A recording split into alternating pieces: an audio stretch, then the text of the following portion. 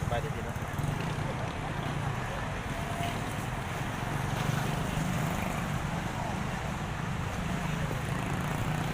ตอนนี้เราออกมาข้างนอกด้วยพี่น้อง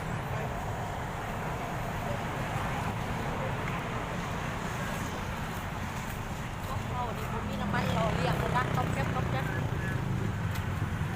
เคยไหมว่าเขาดังอ่ะฮะเวลาหยางอ่ะ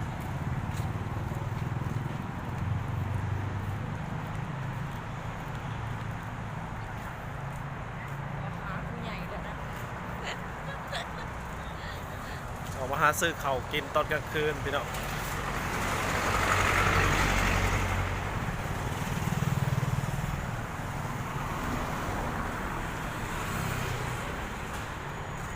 ข้าวก็ปิดแหละ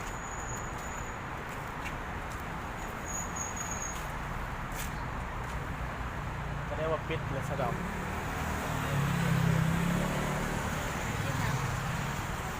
จะกินยังไงเรากินยังพอกับกินน้ำเอาสั่งเลยอะไรก็ได้ขอกินตามเจ้ามือเนี่ยให้ซิดมือหนึ่งเอาเลย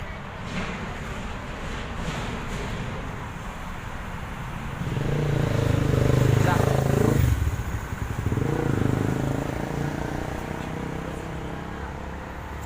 กินยังก็กิน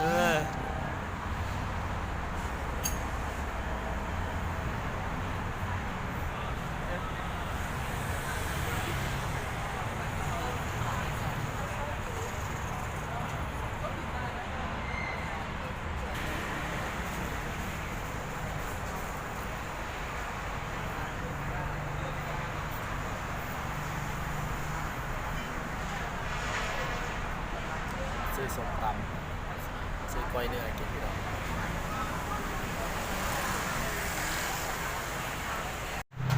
ใช่แต่เรายังไม่ได้ทานคอนโดดิโอเราอยู่ตั้งแต่สมัยอยู่มงอันกระตูบอันนั้นนะมาทันบ่เธอมาทันไหมกระตูบฝั่งนั่นนะได้ฉันมาคงไพ่อันนี้นะของฉันบ่นะพี่น้อง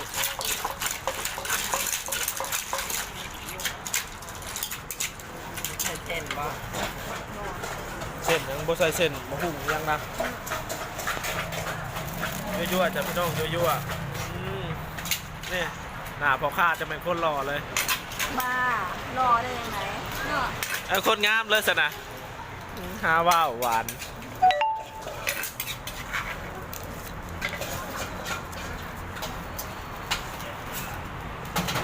พี่น้องไปเจอกันอยู่ห้องเด้อแทนมาเลยพี่น้องมาเด้อเดี๋ยวเราจะซิมมึงด้วยนะหนูทำไมไม่เอาถ้วยมาใส่แจ่วอ่ะ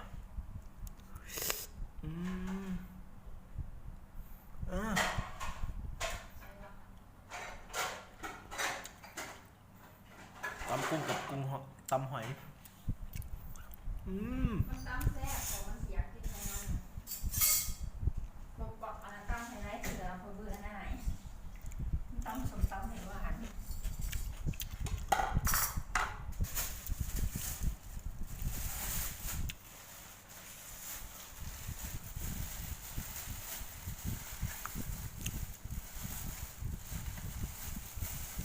มาเด้อพี่น้องเด้อ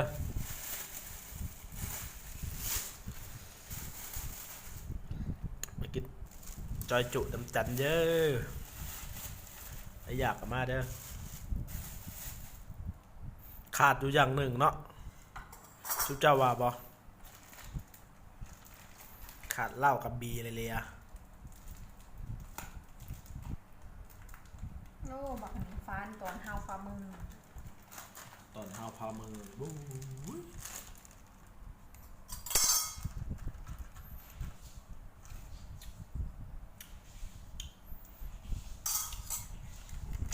มีผ่าน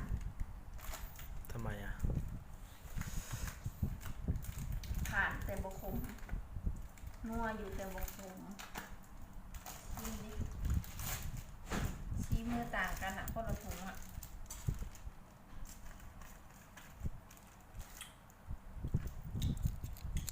อัน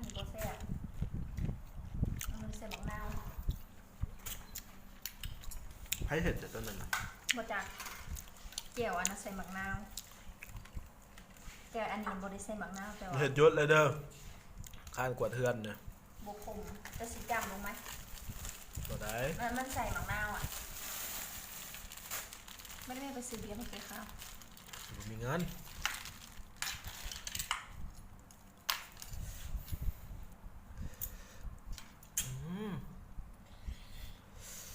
มือกล้อง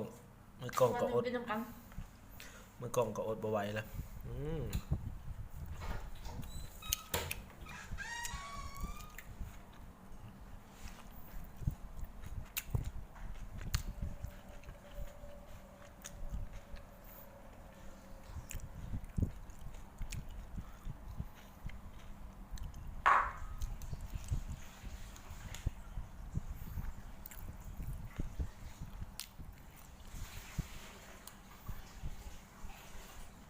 แซ่บอยู่ได้แซ่บกว่าดีกว่าไม่ดีดปากเลย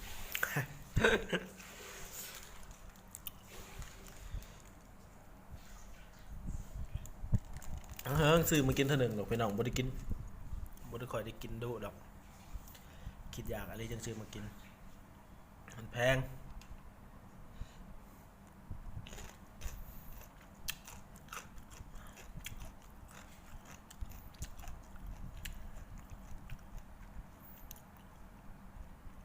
2 อย่างนะครับ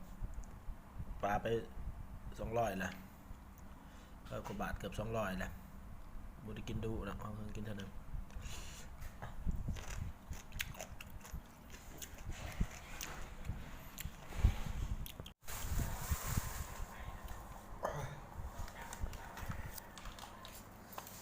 มาเด้อ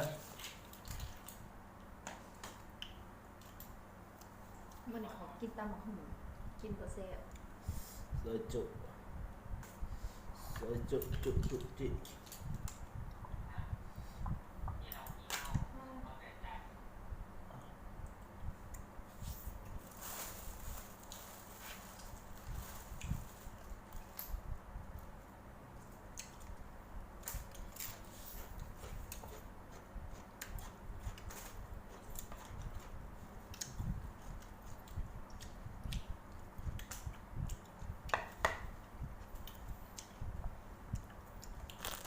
ขนมจีนจะตุ่มกินแล้ว รังแกงให้มันอยู่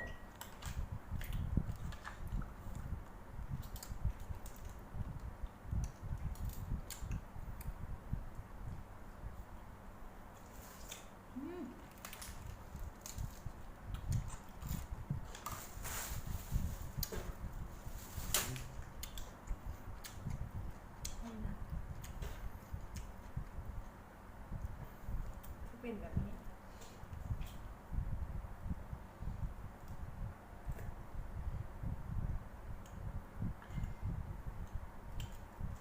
พริกมันบ่เผ็ดดอก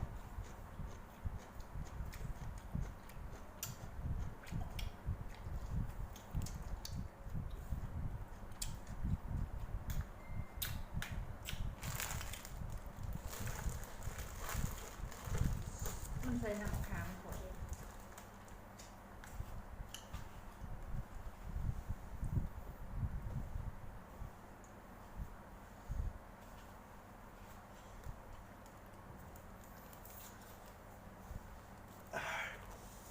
อุ้ย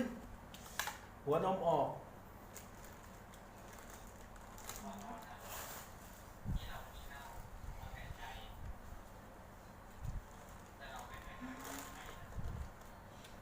ห้าคือแดงภาคเหลืองเจ็บปาก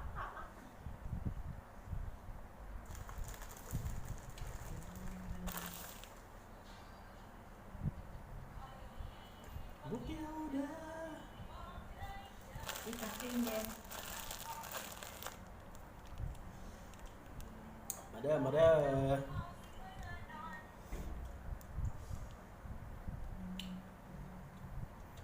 ค่อยมักตอนใหญ่ๆมันนี่ละ กุ้งนี่คนใส่หน่อยด้วยเลยกุ้งคนไปซื้อนี่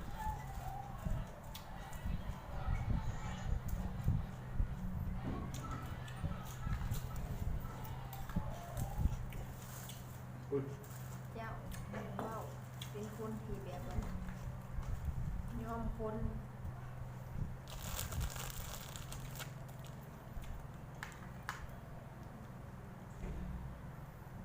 ว้าว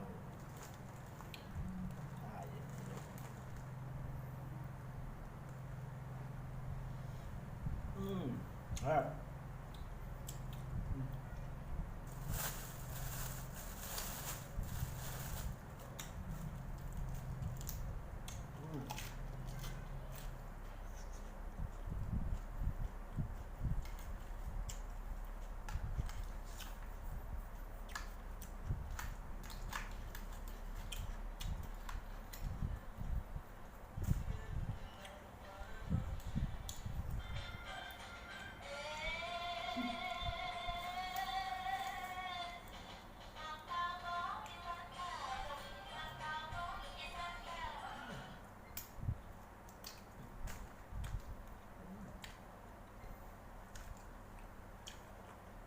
บุฟเฟ่ต์ขาไก่ค่ะ เฉพาะมันจะหยกผึกใส่ใหญ่ๆนะครับ แต่คนหมักเนาะนะ มันถูกบุกเพชรหลายเนาะมันถูกบุกเพชรเป็นบุกเพชรเนาะ หมักเพชรบ่เพชรก็ยังมาละบ่ได้ฮอดกะติใส่กะทิ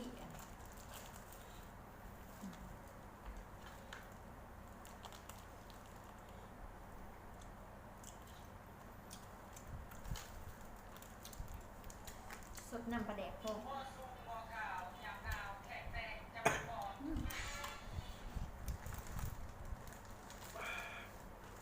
อาม่าในยุคนั้นนะทิมเปลือกหอยแครงนะ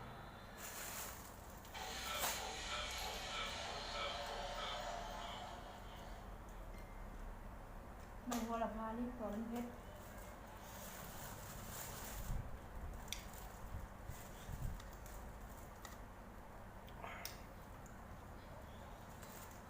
เป็นเหนียงปลาแบบผักมะพร้าวลานปลาเนี่ย200แบบไหน หนังกระบอย ลำปลาตัวละ80ผักน้ำ100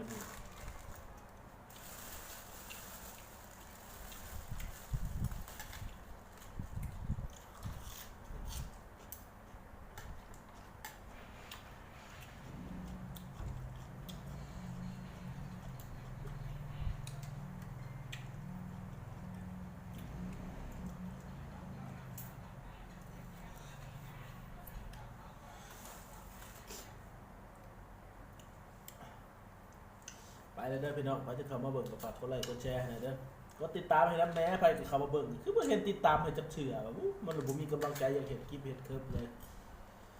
เอาละ